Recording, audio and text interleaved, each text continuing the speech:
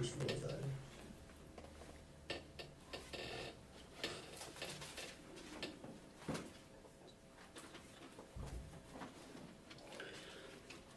여호수아서 8장 30절부터 35절. 때에 여호수아가 이스라엘의 하나님 여호와를 위하여 에발산에 한 단을 쌓았으니 이는 여호와의 종 모세가 이스라엘 자손에 명한 것과 그 율법책에 기록된 대로 철연장으로 다듬지 아니한 쇠돌로 만든 단이라.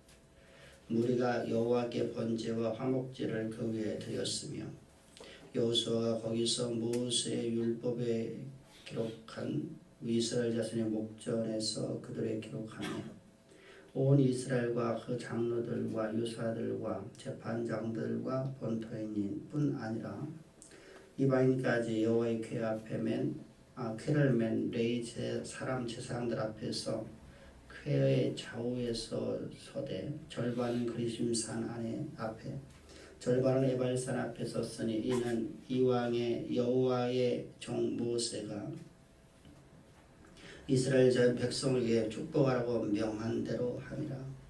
그 후에 여호수아가 무릇 율법책에 기록된 대로 축복과 저주하는 율법의 모든 말씀을 낭독하였으니 모세의 명한 것과 여호수아가 이스라엘 온 회중과 여인과 아이와 그들 중에 통과하는 객들 앞에서 낭독하지 아니한 말이 하나도 없었더라. 아멘 아멘. 이스라엘 백성들의 아이성의 전투에서 우리가 배울 수 있는 아주 귀한 교훈이 있는 것을 우리가 보았었습니다.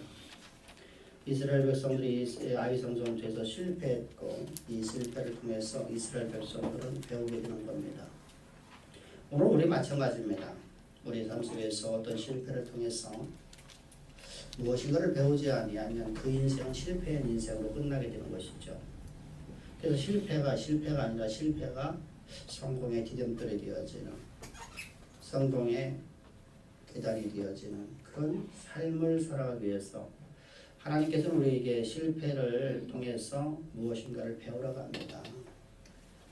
실패를 통해서 왜 우리가 실패했는지를 보게 만드는 겁니다. 그랬더니 이스라엘 백성들이 자신들의 힘을 가지고서 자신들의 경험을 가지고 자신들이 가지고 있는 능력을 가지고서 가나안 땅을 점령해 보려고 했던 것입니다. 하나님을 의지하지 않고 자신들의 힘을 의지하기 시작합니다. 그것은 훗날에도 동일하게 이스라엘 백성들의 삶 전체였었습니다. 하나님의 권능이 저들에게 임하지고 하나님께 저들에게 어마어마한 물질과 하나님께 저들에게 모든 것을 내어주시자 저들은 그것이 자신들로 하여서 온 것으로 착각을 하고 자신들이 내가 이만큼 순종했고 이만큼 헌신했고 이만큼 하나님을 찬양했으니까 내게 왔다라고 생각하게 됩니다. 그 결과 그들은 자신들의 것을 가지고 하나님 앞에 헌신하려고 합니다.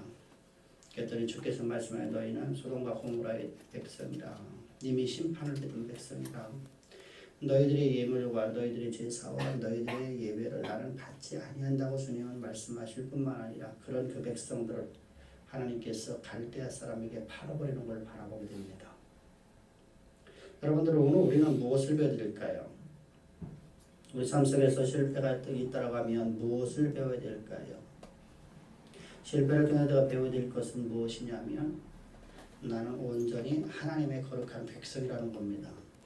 하나님이 주시는 힘이 없이는 나는 한 발짝도 걸어갈 수 없고 하나님이 주시는 능이 없이는 나는 아무 일도 할 수 없는 내 모습을 보여야 됩니다. 우리는 많은 사람들이 생각하면 내가 계획한 바가 아주 뛰어나 보입니다. 그래서 내 계획대로다가 움직여 보려고 합니다. 그런데 처절한 실패를 맛보죠. 그 계획이 실패를 맛보는 것을 보면서 우리는 뭘 보아야 될까요? 그 계획은 사람이 아무리 계획할지라도 아무리 좋은 계획을 할지라도 그 일을 이루시는 분은 여호와이시니 역사의 주관자이신 하나님을 바라보라는 겁니다. 하나님을 바라보라는 겁니다.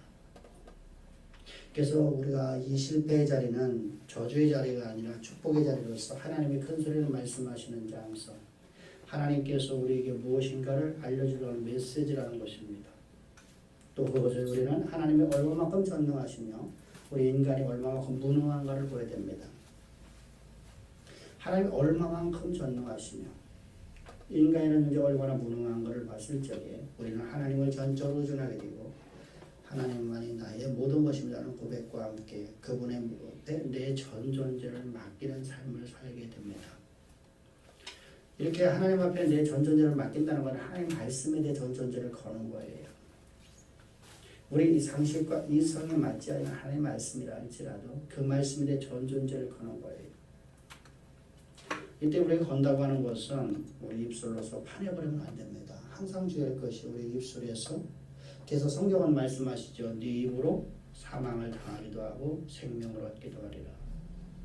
네 입으로 말하서 복이 임하기도 하고 네 입으로 말하서 저주가 임하기도 하리라. 우리 입술이라는 바로 여러분들 우리에게 이렇게 어마어마한 힘을 발휘하는 것입니다. 그래서 성경은 여러분들 신약 성경에 들어와서 또한 이렇게 말씀하시죠. 야고보 사도를 통해서 풍랑 속에서 너희들 삶 속에서 고난이나 역경이나 어떤 삶 속에서든지 간에 너희들이 바른 목적지로 가는 것은 배가 작은 키인 그 가장 배에서 가장 작은 것인 키를 가지고서 목적지를 향하는 것처럼 너희 지체 중에 가장 작은 것이 혀로되 너는 혀로 말미암아서 내 인생의 앞날이 정해진다는 겁니다. 근데 우리는 입술을 함부로 열어요. 그러므로 성경을 말씀하는 입술에서 하나님이 아닌 하나님이 말씀하시듯 말하는 것 이외에 모든 것은 너 입술을 닫으라. 입술에 재갈을 물려라. 여러분 재갈을 물린 말을 바라보십시오. 얼마나 말을 하고 싶을까요? 얼마나 여러분들 그가 말을 하고 싶을까? 근데 재갈 물려갖고 아무것도 말 못하게 하죠. 제가 가고 싶은 대로 가고 싶죠. 그런데 재갈을 물려갖고 꼼짝 못하게 만들어서 주인이 원하는 곳으로 가게 만들죠. 그래서 말씀으로 우리 재갈을 물어야 됩니다. 여러분 뿐만 아니라 우리 실패를 통해서 우리가 배운 것뿐만 아니라 이 가나안 땅이라는 것은 어떤 곳입니까? 가나안 땅이라는 것은 어떤 곳을 우리는 가나안 땅이라고 합니까? 그것은 하나님의 모든 걸 다 이루어졌으니까 우리는 가만히 있어서 우리에게 다 주어진다라고 생각하는 것입니까? 성경은 우리에게 그렇게 말씀하지 않아요. 하나님과 우리는 유기적 관계예요. 하나님과 우리의 관계가 신비적 관계일 뿐만 아니라 유기적 관계라는 것이죠. 생명적 관계일 뿐만 아니라 유기적 관계라는 겁니다. 여러분들 다시 말씀드리면 가나안 땅이라는 것은 우리가 가서 가만히 있어도 하나님께 다 이루어주시는 것이 아니라 우리는 그곳에 들어가서 전쟁해야 되는 것이에요. 그래서 우리는 많은 전쟁을 하게 되죠. 우리 일생 여정 전체가 이 가나안 땅 축복의 땅에서 우리는 전쟁하는 삶을 살게 됩니다. 그런데 그 전쟁을 할 때에 내 힘을 내 능으로서 내 지혜로서 하는 것이 아니라 하나님이신 능력을 가지고 여호와의 전쟁을 내가 하나님과 함께 하는 것입니다.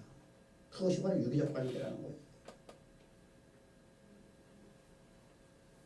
여러분 이처럼 우리는 한 부부가 한 몸이 되었어요. 유기적 관계죠. 그럼 남편이 하는 일을 가지고서 부인은 아무것도 안 해도 여러분들 다 먹고 사는 것이 아니라 부인도 함께 일을 하죠. 가정에서 자녀를 키운다던가 아니면 같이 직장 생활한다던가 바로 유기적 관계라는 거죠. 그런데 둘은 한 몸이죠. 근데 우리 이런 말을 해. 연세 드셔갖고서 혼자 되신 우리 권사님들을 보게 되면 이렇게 말해요. 그래도 어찌됐건 간에 살아있을 때가 좋았어. 남편이 살아있을 때 내 버팀목이 됐어. 힘이 됐어. 이런 말을 합니다. 남편이 여러분 보잘것없어 보여도 남편이 있으면 힘이 있다는 겁니다. 어깨에 전통 속에 화살이 있다는 겁니다. 최고의 무기라는 것이죠.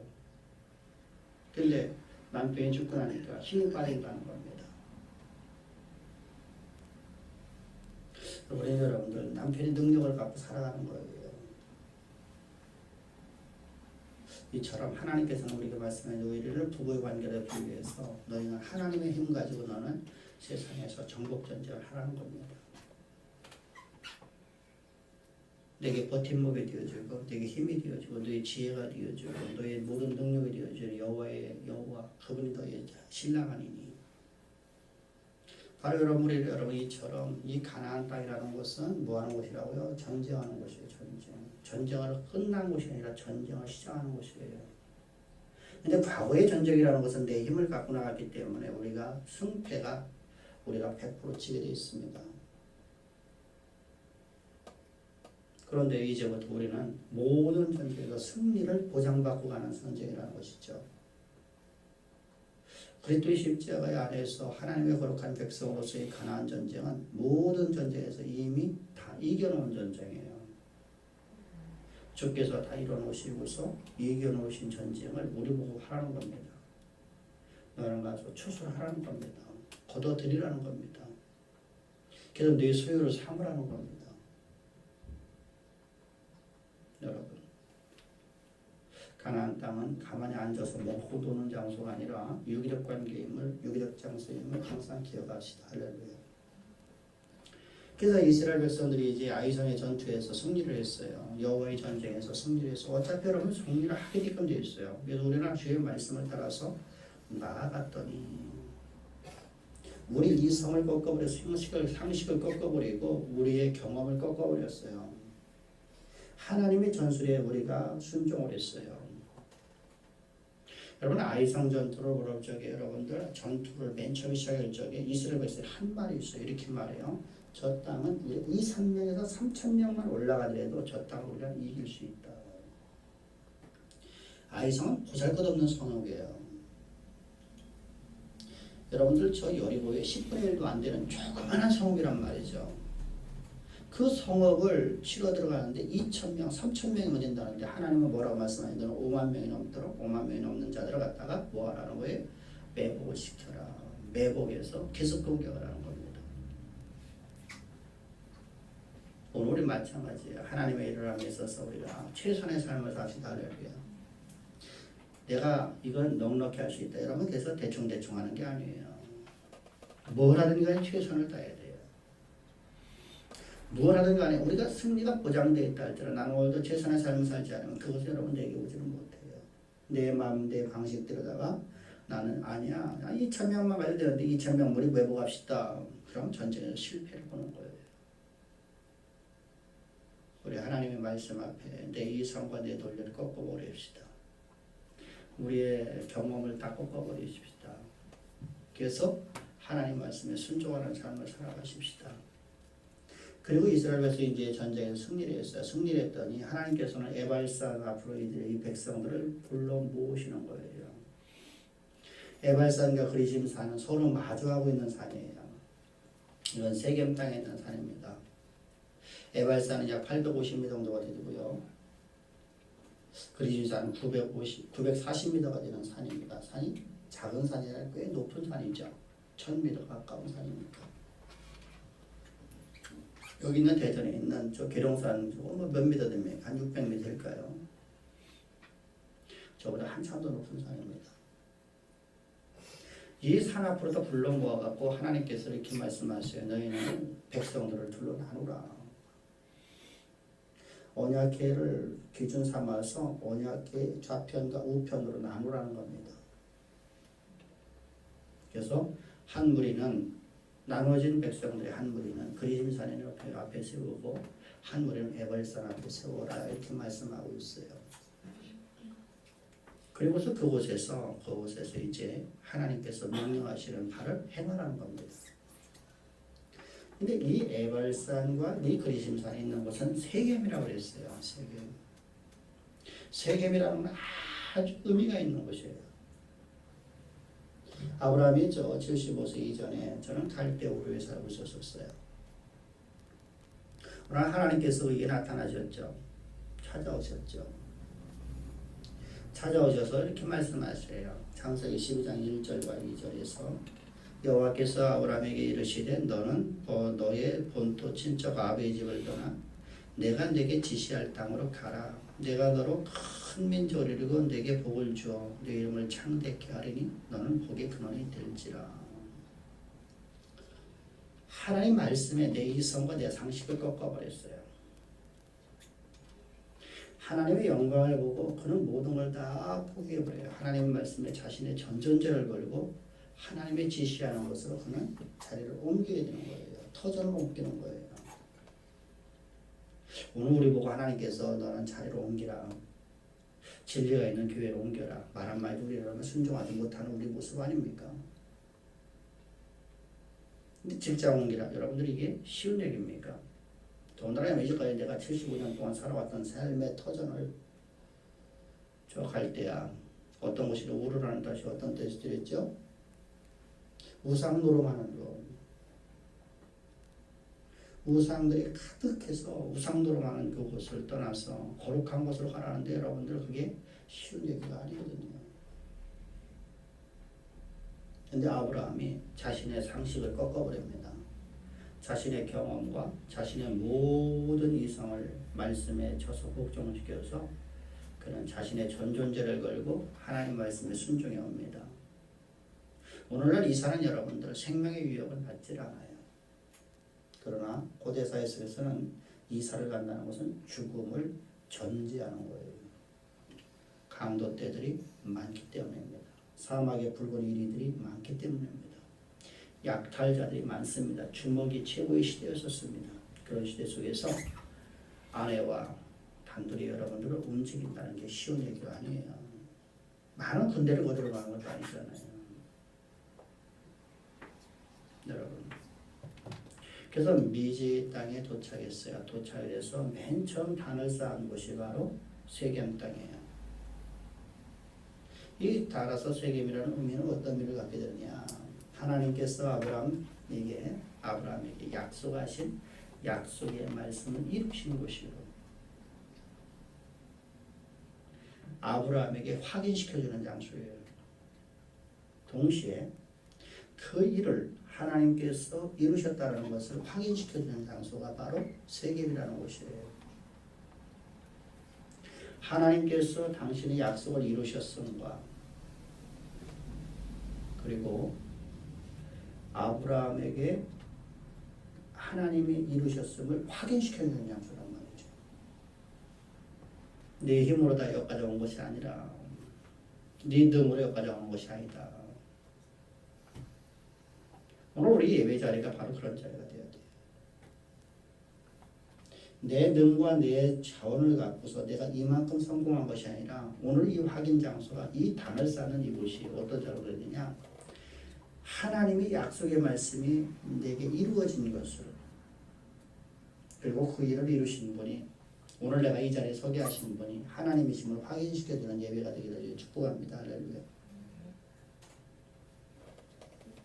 이걸 망각하고 살기 때문에 이스라엘이 타락하게 되는 겁니다. 아이성의 전투에서 패배했던 바로 이것입니다. 자신들의 힘으로다가 여리고성을 이겼다고 생각했거든요. 자신들을 두려워한다고 생각했거든요. 저 여리고 백성들은 이스라엘을 두려워하지 않았어요. 누굴 두려워했다고 성경은 분명히 말씀하고 있습니까? 여호와를 두려워해요. 간담이 노하나이다. 너희의 하나님, 너희의 하나님을 두려워해요. 그런데 나를 두려워하는 걸 착각하는 거예요. 언젠가 제가 이런 설교를 한 적이 있었어요. 예수님께서 여러분들 이제 3년의 공생애를 마치시고서 십자가 못 박혀 죽으시라고 이제 예루살렘을 입성하실 때예요. 이때 주께서 제자들에게 말해요. 너희는 앞에 가다가 나귀를 만나거든 나귀를 가져와라. 그럼 그 말하는 게 제자들에게 말해요. 주여 나귀 주인이 왜 가져가냐 물으면 뭐라고 말하리까? 주께서 쓰시겠다. 그래서 가서 나귀를 갖고 오는데 주인이 막 와서 쫓아오는 거예요. 그래서 그들이 말해요. 주께서 쓰시겠다 합니다. 그랬더니 주인이 아무 말도 안 하고 나귀를 주더라고요. 나귀를 타고 여러분들이 이제 입성을 하죠. 그랬더니 수많은 사람들이 용신할 수 없지만 예수님 주변으로 모여들면서 앞에다가 꽃가루를 뿌리고 앞에다가 자기들의 의복을 벗어서 길을 깔입니다. 깔면서 호산나 다윗 자손이요 라고 하면서 저들이 찬양을 합니다. 그리고 주님은 예루살렘 입성해서 나귀에서 내리시고 집으로 들어가셨습니다. 근데 밤거리 속에서 나귀가 그 흥에 도취되어서 자기를 향해서 환호하는 줄 알고 밤새도록 고리를 움직이고 있는 그 모습, 그 어리석은 당나귀의 모습이 내 모습 아닌가.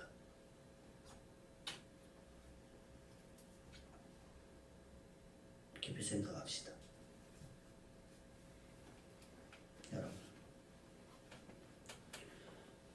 우리 전쟁은 우리 전쟁이 아니라 여호와의 전쟁이었었습니다.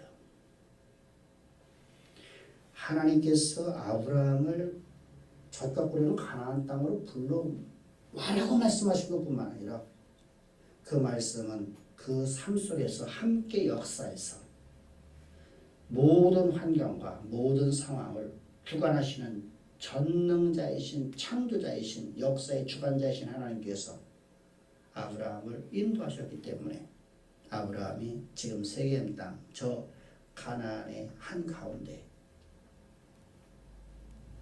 한 중앙에 들어설 수 있도록 하나님께서 인도하신 것임을 믿기를 바랍니다. 또한 동시에 이 세겜의 의미가 또 한 군데가 있어요. 세겜의 의미가 또 한 군데는 아주 중요하죠. 야곱입니다. 야곱이 80이 넘어서 까지는 그 어미의 젖 빨아먹고 살아가는 어머니의 피 빨아먹고 살아가는 참 모질라고 부족하고 아무것도 여러분들 흠모할 모양이 없는 그런 무지한 존재예요. 모든 사람들에게 저주의 선포자가 되어지고 모든 사람들이 그를 바라보다 혀를 차는 그런 인생입니다. 심지어는 그 아버지까지조차도 이삭까지조차도 그를 인정하지 아니하는 아주 모질라는 인생입니다.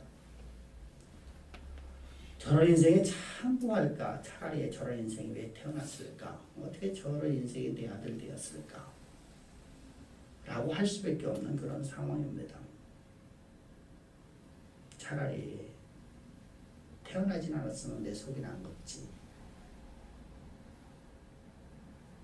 그래서 여러분들 그 인생을 아주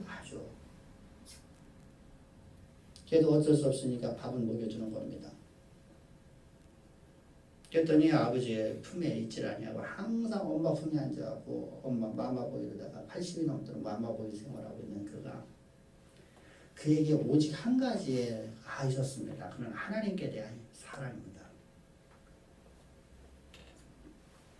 그래서 그는 그 인생 속에서 오직 하나를 구하는 게 있는데 하나만을 붙잡고 있는 게 있는데 그게 바로 하나님을 사랑하는 겁니다.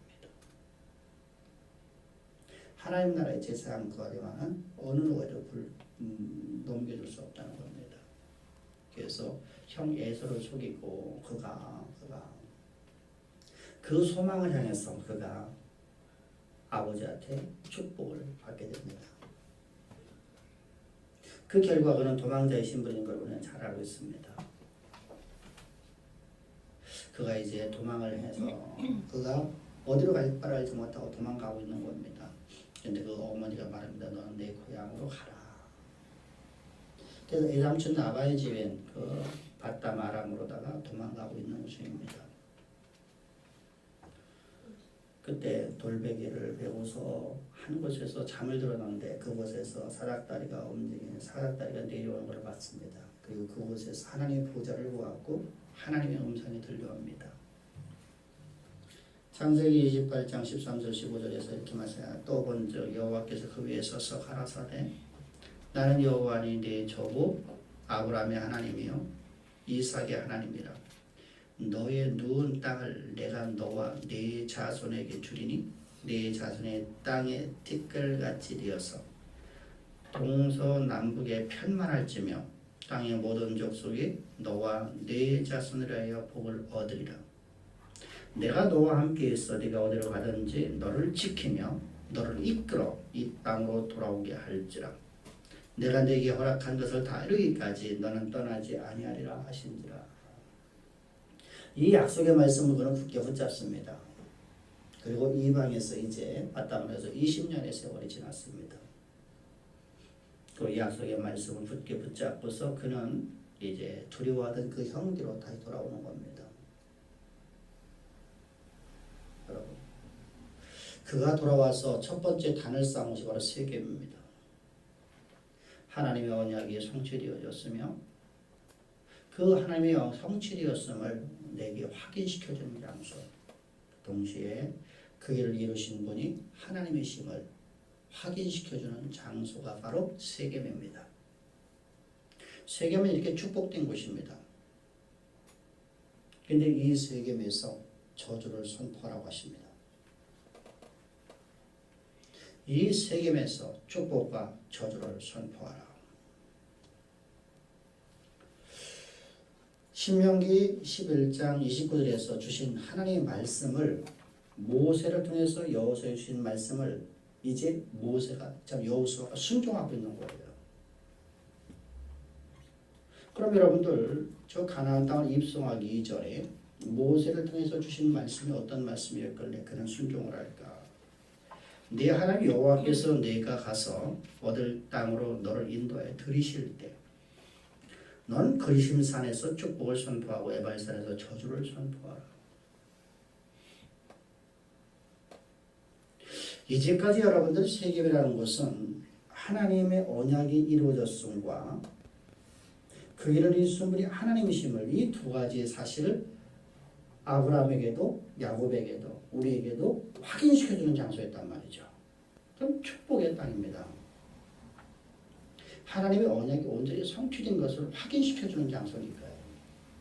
근데 이곳에서 너희는 축복과 저주의 선포하는데 에발산에서는 저주를 선포하고 그리심산에서는 축복을 선포하라.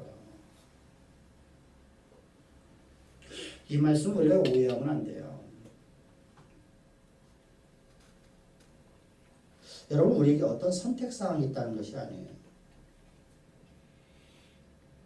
신명기를 보게 되면 여러분 이렇게 말씀하시죠. 또한 모세를 통해서 너희는 축복을 선택하든 저주를 선택하든 너희가 선택하라는 말씀이 있어요. 이 말씀하고 여호수아서의 마지막 부분에서 여호수아가 이렇게 말을 합니다. 나와 내 집은 여호와를 섬기리니 너희는 이방을 선택하든 하나님을 선택하든 우상을 선택하든 너희는 선택하라. 이렇게 말씀하고는 전혀 다른 의미를 갖고 있는 단어예요.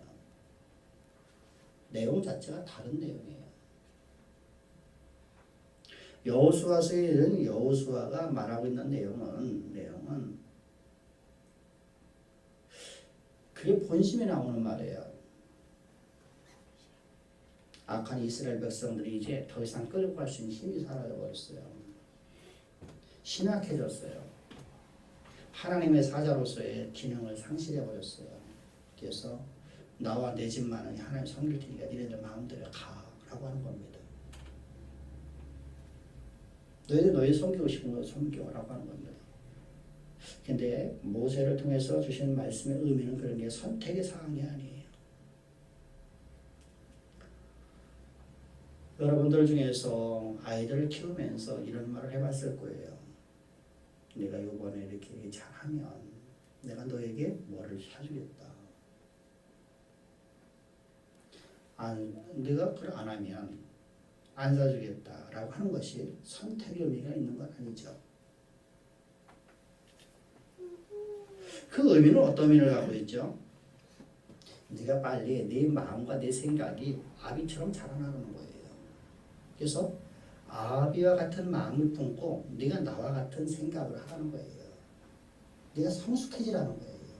계속 뭐 하라는 거예요? 네가 잘하라는 거예요. 어떻게?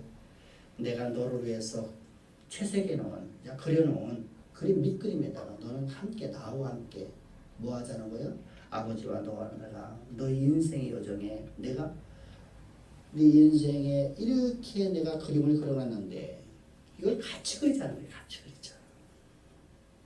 여기다 채색을 하자는 거예요. 색칠을 하자는 거예요. 빨주노 저판 한 벌을 가지고서 이 부분은 빨갛게, 이 부분은 파랗게, 이 부분은 하얗게, 이 부분은 노랗게 이렇게 하자는 겁니다. 그림을 그리자는 거예요. 아름다운 그림을 만들자는 겁니다. 그게 아비의 마음이죠. 우리 하나님도 그 말씀이에요. 우리 하나님의 마음은 바로 그런 마음이거든요. 단순히 너희 보고 선택하라는 개념이 아니에요. 네가 축복을 선택하든 저주를 선택하던 그런 개념이 아니란 말이죠. 그 말이 아니라 하나님 창조자 하나님께서 우리에게 이렇게 말씀하시라고 내가 내 인생을 밑그림을 그려놨다. 내가 너를 인도할 그곳을 내가 너에게 알려줬다. 이제 너는 그 아름다운 너의 인생의 그림을 그리는 자가 되자. 어떻게 그리자? 나와 함께 그리자는 겁니다.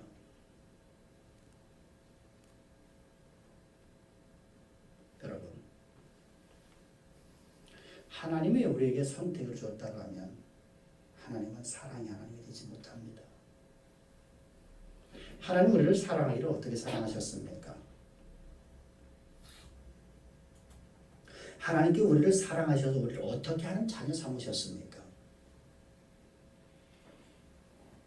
어떻게 우리를 끊을 수 없는 사랑을 우리에게 베풀어 주셨습니까? 하다못해 여러분 나는 내 육신으로 낳은 자식도 잘 되기를 원하였어요. 여러분 그 아이에게 저주를 하지 않는데 나를 나보다도 더 사랑하시고 내 자녀보다도 우리 자녀를 더 사랑하시는 하나님께서 내게 저주를 선포하시겠습니까? 아버지의 마음을 합시다.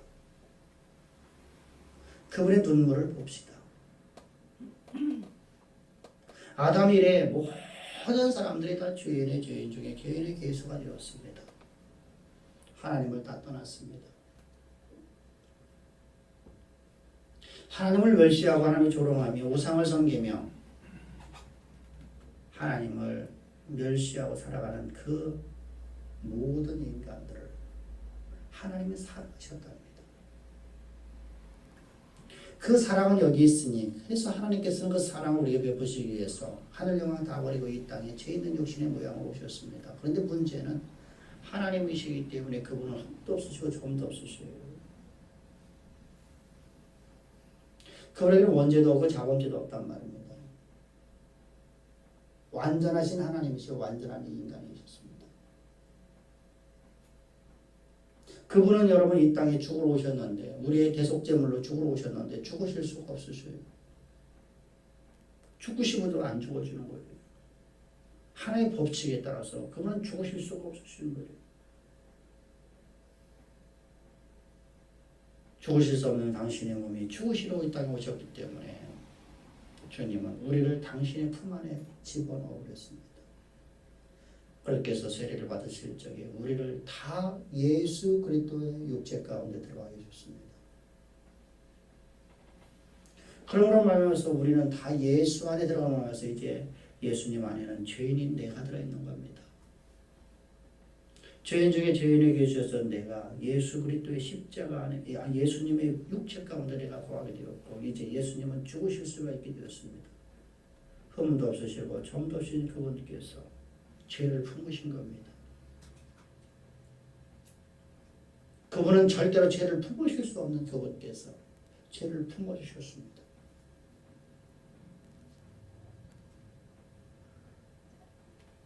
여러분 이 놀라운 사랑이 어디 있습니까? 죄를 품으실 수 없는 그분께서 죄를 품으셨어요. 그리고 주님은 이제 죄의 삭신 사망을 당하시는 겁니다. 우리에게 그 죄를 돌리지 아니하고 주님의 십자가에 죽으셨습니다.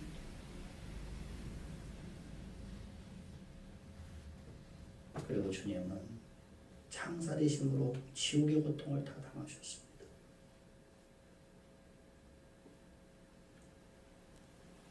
죄의 삭신 사망이 완전히 그에게 임했고 우리의 대속제물로서의 모든 일을 다 이루셨습니다. 그리고 주님은 무덤에서 부활하셨습니다. 부활하실 적에 우리를 새로운 피조물인 하나님의 아들로 우리를 거듭나게 해줬습니다. 다시 출생시켰단 말입니다. 비록 내 육식 덩어리는 오늘 이 자리에 그대로 있지만 주님은 내 속사람을 완전히 제거시켜버리고 죄인 중에 죄인에게 주어진 나를 완전히 예수 그리스도와 함께 십자가 못 박혀 죽여버리고 저 지옥에 집어넣어버리고 주님이 부활하실 때 우리는 새로운 피조물인 하나님의 거룩한 백성 우리를 거듭나게 해줬어요. 다시 출생시켰단 말입니다. 하나님의 아들 되었단 말입니다. 하나님이 나의 신랑이요 나는 그의 신부가 되었단 말입니다.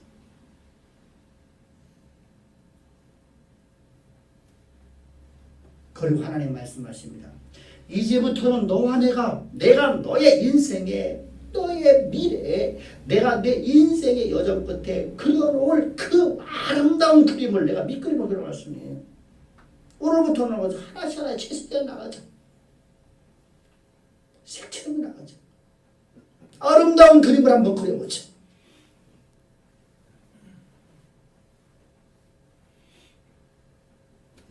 그 놀라운 사랑, 그 놀라운 은혜가 주님인데요. 우리에게 축복을 선택하든 저주를 선택하든 네 마음대로 선택해라 라고 말씀하십니다. 오늘 예배드리러 오는 주양의 모든 성도입니다. 하나님의 이 마음을 압시다. 그래서 내가 하나님의 아버지, 나의 아버지이신 하나님의 마음을 알아. 그 아버지 하나님이 나를 향한 계획하심을 향해서 우리 달려나가십시다. 성숙하게 자라납시다.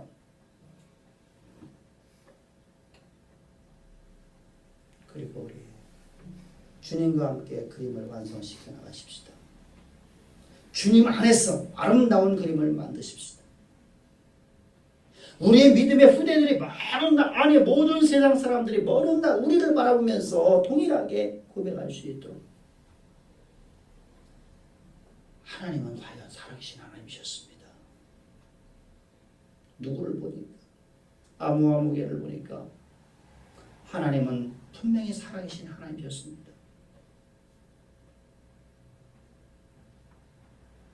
링컨을 링컨 되게 하신 하나님, 아브라함을 아브라함 되게 하신 하나님이 오늘 우리에게 말씀하십니다. 내가 너를 너 되게 만들겠다. 그래도 내 마음 안에 거하라. 내 마음을 알아라. 여러분, 주님은 우리를 이처럼 사랑하셨는데 그리고 선택을 하는 게 아니라 네가 생각이 자라나라 합니다. 아버지의 마음을 아는 것까지 자라나라 합니다.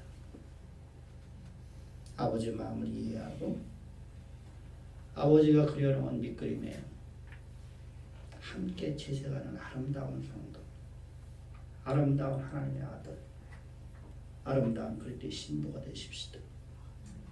남편이신 나의 주께서 그려놓은 그 밑그림에 함께 유기적으로 채색하는 아내가 되십시다. 이것이야말로 가장 큰 행복이에요. 이것이야말로 진정한 승리 아니겠습니까? 우리 주양의 모든 성도님들, 특별히 오늘 예배드리는 사랑하는 성도님들이 모두가 다 그리스도의 아름다운 형상이 온전히 드러나는 아름다운 그림을 그리는 주양의 성도들 되기를 다시 한번 주의 축복합니다. 아멘. 기도드리겠습니다. 좋으신 아버지 감사를 드립니다. 찬양을 드립니다. 언제나 우리와 함께 하셔서 우리에게 진리의 말씀을 주시고 이 말씀을 우리 역사 무대 가운데 온전히 이루실 좋으신 주여, 주를 찬양합니다. 경배합니다. 오늘의 하나님의 말씀이 우리의 생각을 크게 만들고 하나님 아버지의 마음을 알아 아버지가 그려놓은 그 그림에 함께 아버지와 함께 채색하는 가장 아름답고 복된 주의 자녀로서의 삶을 살 수 있도록 은혜 위에 은혜를 더해주신 하나님을 찬양하며 예수님의 이름 받들어 감사하며 기도합나이다. 아멘.